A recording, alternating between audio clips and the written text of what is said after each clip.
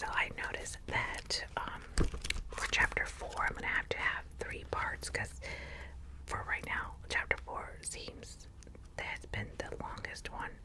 I'm not quite sure about the rest, but so chapter 4 will have 3 parts. So let's get started.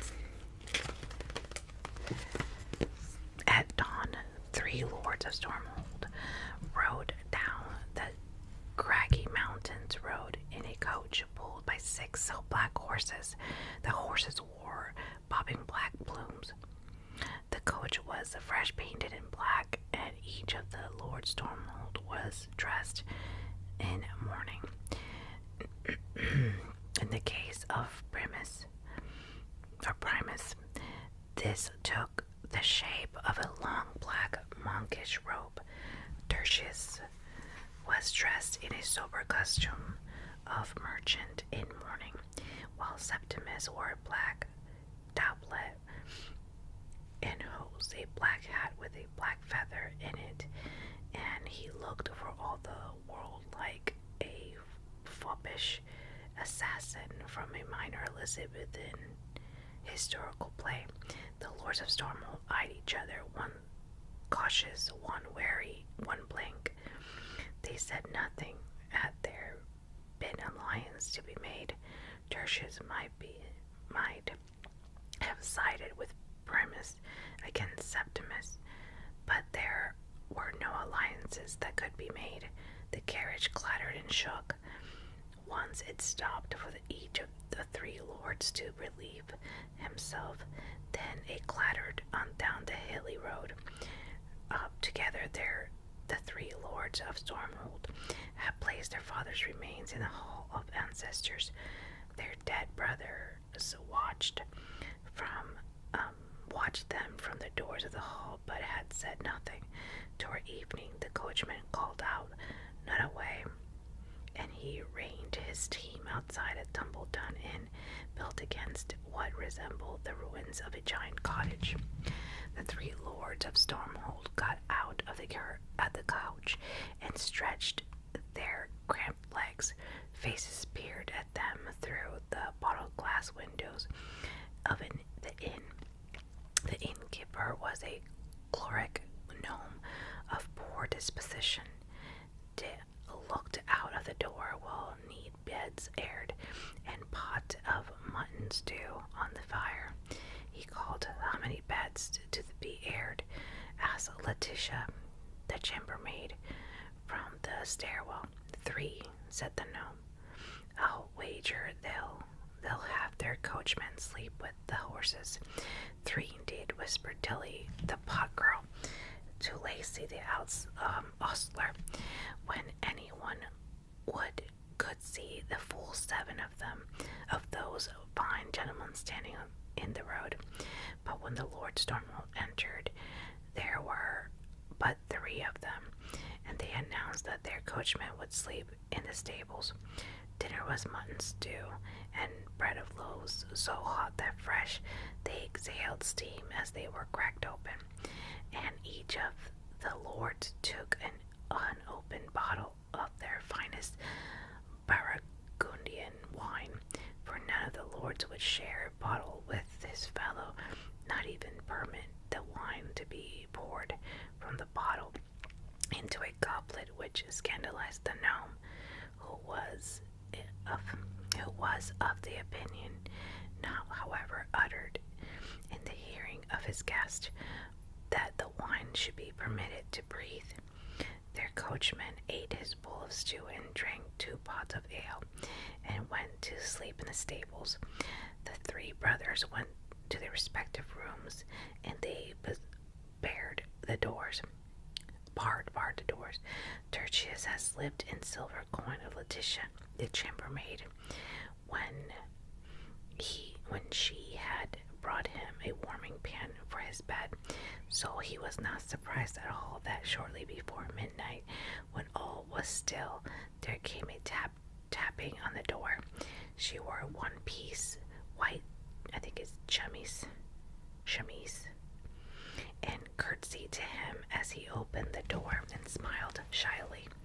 He held a bottle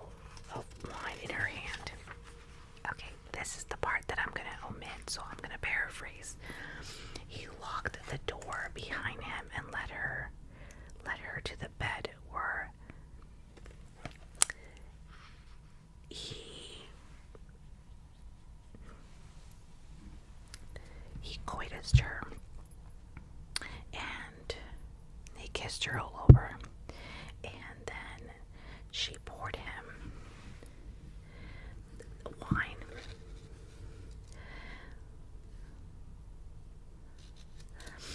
And she poured him wine, and she poisoned him. That wine, after they had coitus,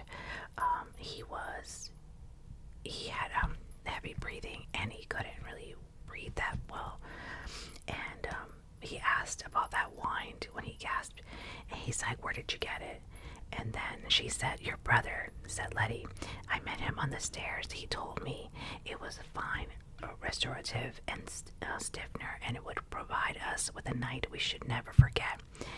And so it has breathed Tertius." And he twitched once, twice, 3 times, and then was stiff and still. Tertius heard Letitia begin to scream as if from a very long way away. He was conscious for 4 familiar presence standing with him in the shadows beside the wall. "She was very beautiful," whispered Secundus, and Letitia thought she heard the curtains rustle. "Septimus is most crafty," said Quintus. That was the self-same preparation, and Baneberries he slipped into my dish of eels, and Letitia thought she heard the wind howling down from the mountain crags. She opened the door to the household, woken by her screams, and a search ensued. Lord Septimus, however, was nowhere to be found, and one of the black stallions was gone from the stable, in which the coachman slept and snored and could not be woken. Lord Primus was in a foul mood when he arose the next morning. He declined to have Letitia put to death, stating she was a much victim of Septimus' craft as Tertius had been, but ordered that she accompany Tertius' body back to the castle of Stormhold. He left her 1 black horse to carry the body and a pouch of silver coins, enough to pay villager of Nutaway to travel with her, to ensure no wolves made made off with the horse or his brother's remains, and to pay off the coachman. One finally awoke. Then, alone in the coach pulled by a team of 4 black stallions, Lord Primus left the village of Nutaway in significantly worse temper than he had arrived there. Brevis arrived in the crossroads, tugging at a rope. The rope was attached to the beard-horned, evil-eyed billy goat, which Brevis was taking to the market cell. The morning Brevis' mother had placed a single radish upon the table in front of him, and had said, "Brevis, son, the radish was all that I was able to pull out from the ground today. All our crops have failed, and all our food has gone. We've nothing to sell but the billy goat. So I want you to halter the goat and take him to the market and sell him to the farmer. And with the coins you get for the goat, you'll take nothing less than a florin mark. You buy hen and buy corn and turnips, and perhaps we shall not starve." So Brevis had chewed his radish, which was woody and peppery to the tongue, and spent the rest of the morning chasing the goat about its pen, sustaining a bruise on a rib and a bite to the thigh, and in the process, and eventually, with the help of passing Tinker, he had subdued the goat enough to have it haltered, and leaving his mother to bandage the Tinker's goat inflicted injuries, he pulled the billy goat towards the market. Sometimes the goat could take it into his head to charge on ahead, and then Brevis would be dragged behind him, the heels of his boots grinding into the dried mud of the roadway, until the goat would decide for no reason. Brevis was able to stop suddenly and without warning. Then Brevis would pick himself up and return to dragging the beast. He reached crossroads on the edge of the wood, sweaty and hungry and bruised, pulling an uncooperative goat. There was a tall woman standing at the crossroads. A circlet of silver sat in a crimson headpiece that surrounded her dark hair, and her dress was scarlet as her lips. What do they call you, boy? She asked in a voice like musky brown honey. They call me Brevis, ma'am, said Brevis, observing something strange behind the woman. It was a small cart, but there was nothing harnessed between the shaft. She wondered how it had ever got there. Brevis CH.4, such a nice name. Would you like to sell me your goat, Brevis boy? Brevis hesitated. My mother told me I was to take the goat to the market, he said, and to sell him for a hen and some corn and some turnips and bring her home to the change. How much did your mother tell you to take the goat? Asked the woman in the scarlet kirtle. Nothing less than a florin, he said. She smiled and held up one hand. Something glinted yellow. Why, I will give you a golden guinea, she said, enough to buy a coop full of hens and 100 bushels of turnips. The boy's mouth hung open. Do we have a deal? The boy nodded and thrust out the hand which held the billy goat's rope halter. Here's what all he could say. Vision of limitless wealth and turnips beyond counting tumbling through his head. The lady took the rope. Then she touched one finger of the goat's forehead between his yellow eyes, and she let go of the rope. Brevis expected the billy goat to bolt for the woods or down one of the roads, but it stayed there. It stayed where it was as it froze it into position. Brevis held out his hand for the golden guinea. The woman looked at him, then examining him from the soles of his muddy feet to his sweaty cropped hair, and once more she smiled. You know, she said, I think that a matched pair would be so much more impressive than just one, don't you? Brevis did not know what she was talking about, and she opened his mouth and tell her so. She reached out one long finger and touched the bridge of his nose between his eyes, and he found he could not say anything at all. She snapped her fingers, and Brevis and the billy goat hastened to stand between the shaft of the cart, and Brevis was surprised to notice that he was walking on 4 legs, and he seemed to be no taller than the goat. The witch woman cracked her whip, and her cart jolted off down the muddy road, drawn by a matched pair of horned white billy goats.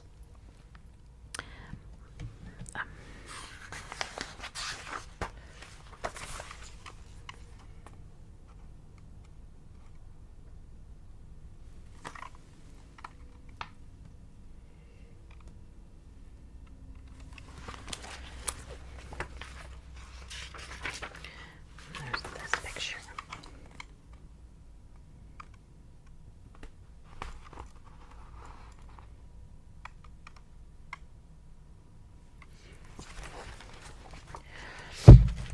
The little hairy man had taken Tristan ripped coat and trousers and waistcoat, and leaving him covered by a blanket, he walked into the village with the nestled in the valley between 3 heather-covered hills. Tristan sat under the blanket in a warm evening and waited. Lights flickered in the hawthorn bush behind him.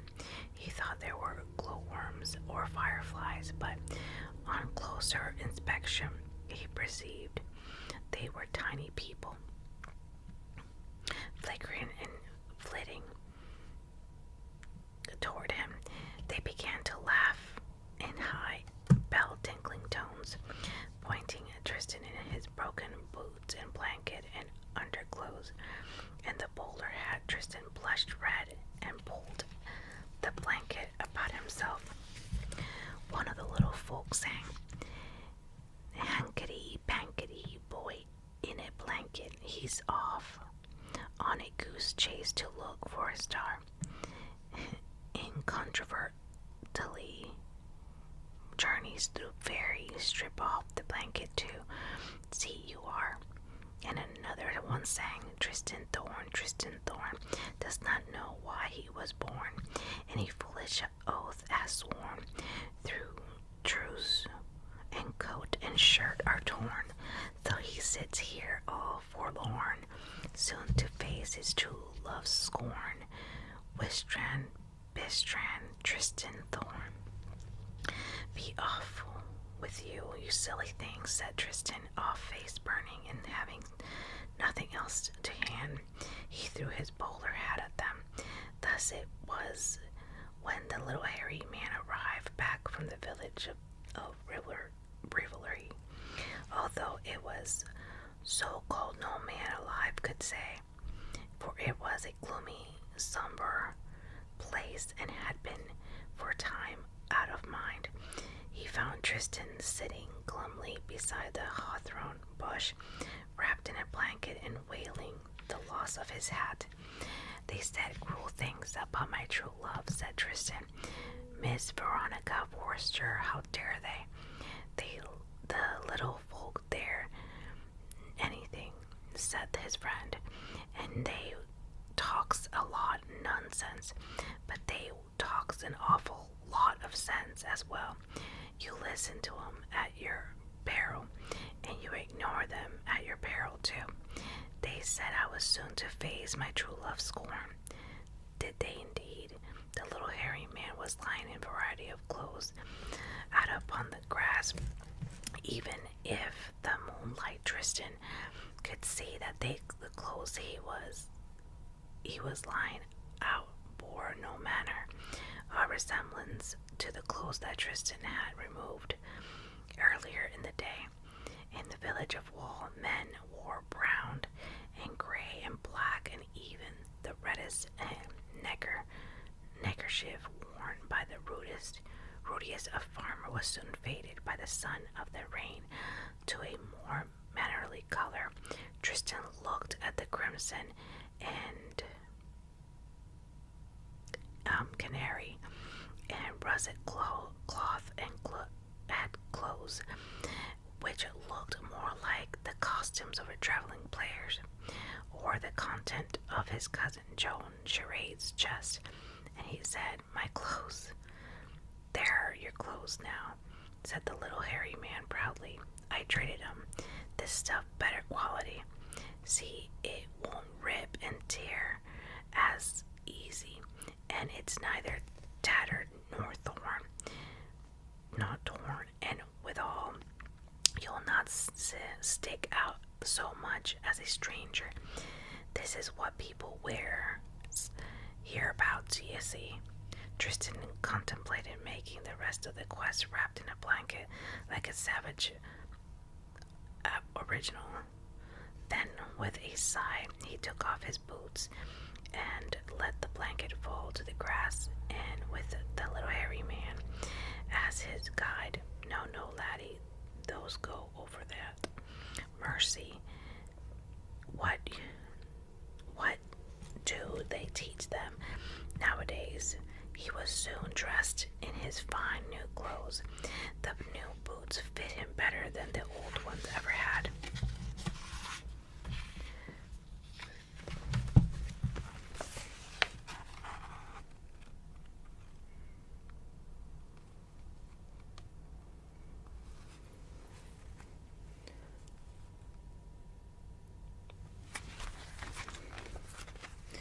And that's the end of part 2 of chapter 4, and then I will read the rest later.